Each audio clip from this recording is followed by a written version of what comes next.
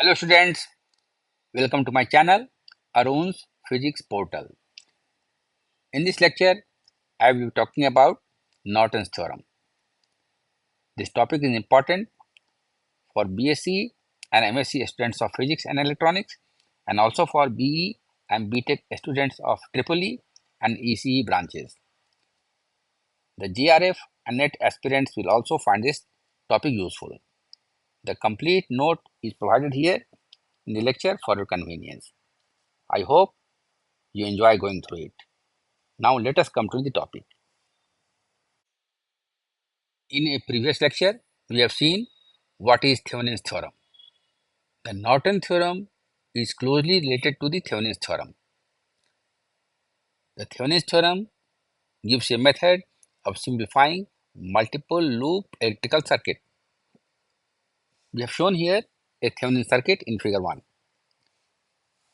The Norton's theorem states that this Thevenin circuit can be replaced by an equivalent circuit consisting of an ideal current source IN in parallel with a source resistance Rn as shown in figure 2, where IN is ETH upon RTH and Rn is RTH. So Norton's resistance is equal to the Thevenin's resistance and the ideal current source has a value ETH upon RTH, where ATH is the Thevenin's voltage. Now let us see what is an ideal current source. Consider the circuit shown here. Suppose we have a voltage source E here, which has an internal resistance small r, and across this we have a load resistance. Across this we have a load resistance RL. Okay, so this is your RL.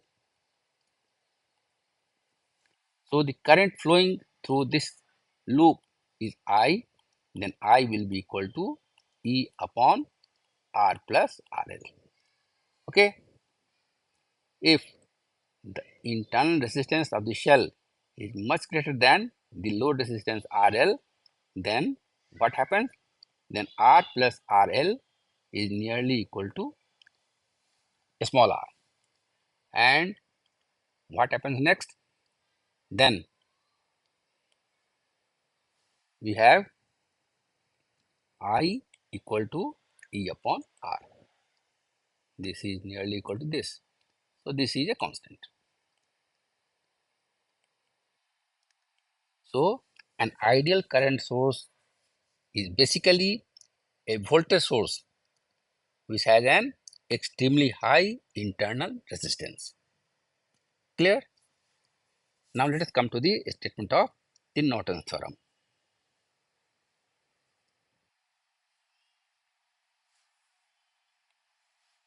Any two-terminal linear network consisting of linear impedances and generators or current sources can be replaced by an equivalent circuit consisting of a current source IN in parallel with a resistance RTH. Okay, here the Norton's resistance Rn has the same value as in the Thevenin's resistance RTH, and the Norton's current IN is the current that will flow if the load resistance were 0. It is therefore also known as the short circuit current. The only difference between the Thevenin's resistance and Norton's resistance is that the Thevenin's resistance appears in series with a voltage source, whereas the Norton's resistance appears in parallel with a current source. Now let us prove this theorem.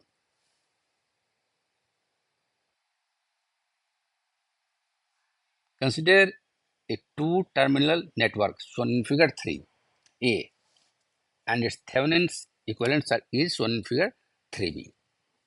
The Thevenin's equivalent circuit may be converted into circuit containing a current source IN in parallel with the resistance Rn appearing between the terminals A and B of the network as shown in figure 4. Let us assume that the figure 3b can be replaced by the circuit shown in figure 4. Then from figure 3b, this is the figure 3b we have drawn here. Again, from figure 3b, the current IN or current IP is equal to, if this is the current IP here, then the current IP is equal to ETH is the voltage source and total resistance in the circuit is RTH plus RL because they are in series. So current IP is equal to ETH upon RTH plus RL. And from figure 4, we have IN is the current source. A part of the current passes through RL and this current we have taken as IP dash. The rest current is IN minus IP dash and that passes through RN. So potential across RL is equal to IP dash into RL. Clear? So this is IP dash into RL. This is also equal to the potential across this because these two are connected in parallel. So current through this branch is IN minus IP dash. So the potential across this is IN minus IP dash into RN. Okay. So if you simplify it, IP dash comes out to be Rn upon Rn plus RL into IN. From equation 3 and 4, we find that the current IP and IP dash will be equal if Rn is equal to RTH. If it follows from here, equation 3 and 4, and Rn into IN is equal to ETH.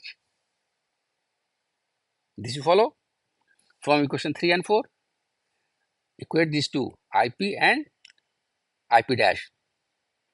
Clear? So for ETH, we have Rn into IN here. And for the denominator, we have RTH plus RL here and Rn plus RL here.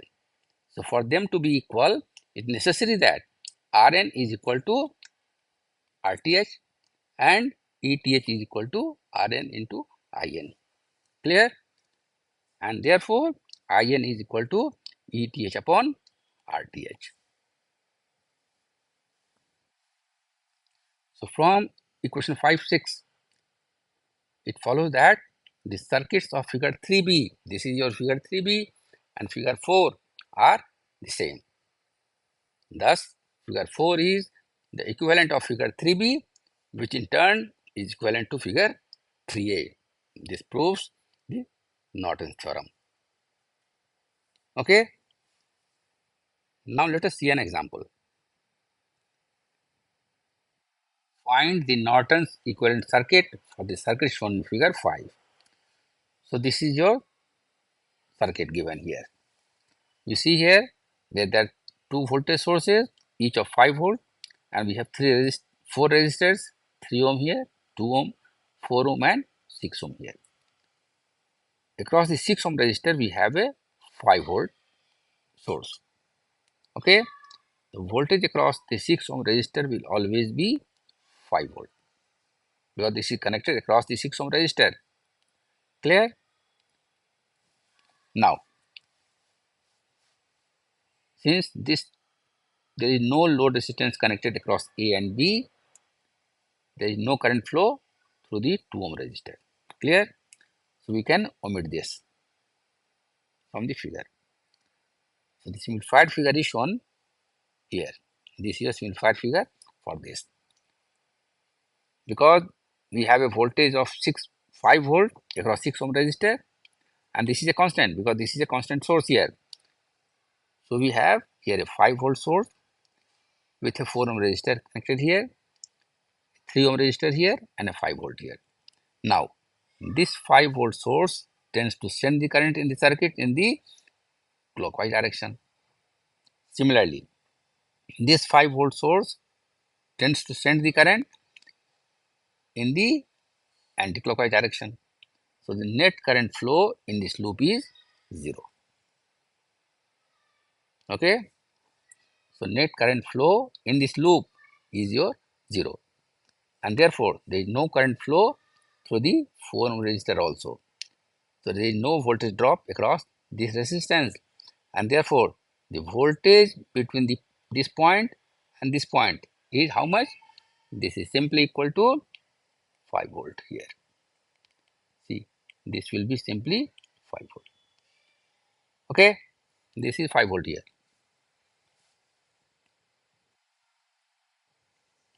So ETH is simply your 5 volt. To calculate the Thevenin's resistance between the terminals A and B, we short circuit all the voltage sources in figure 5. Okay, so this is your figure 5. We have short circuited the voltage sources here. So this figure reduces to this one here. We have removed this voltage source, we have removed this voltage source.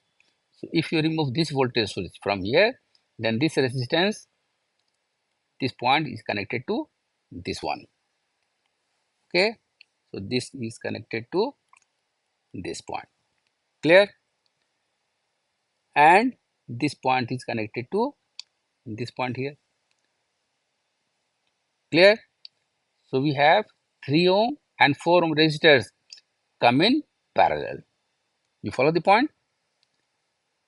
This is now disconnected. So this point is connected directly to this point. And this is disconnected from here. So this point and this point are connected directly. So 6 ohm resistor से होकर के कोई current flow नहीं करेगा because this is now short circuited. So 6 ohm resistor is nowhere in the picture now. So 3 ohm and 4 ohm resistors come in parallel. देखिए दोनों का एक पॉइंट यहाँ कनेक्टेड है और दूसरा पॉइंट यहाँ कनेक्टेड है. So they are in parallel and we have this 2 ohm resistor in series with them.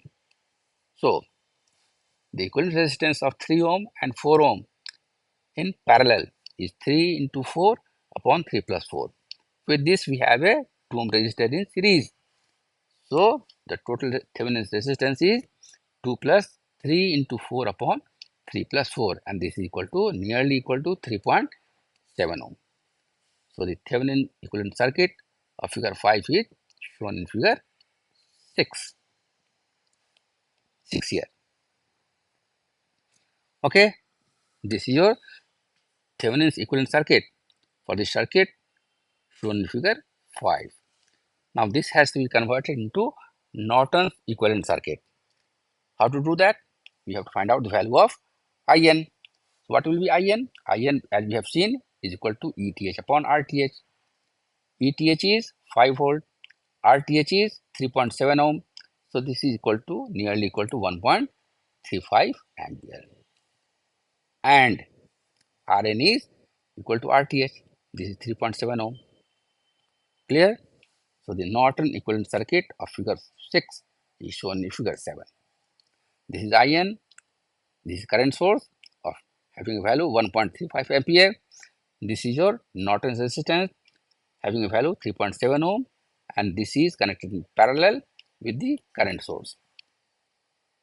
So this is the Norton's equivalent circuit for the circuit shown in figure 5.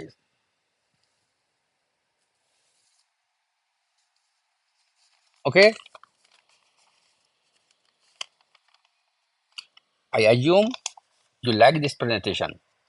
यदि आपको मेरा यह presentation अच्छा लगा हो तो इसे लाइक करें, शेयर करें और मेरे चैनल को सब्सक्राइब करें. So thank you for watching. See you next time with some other topic of interest. Till then, goodbye.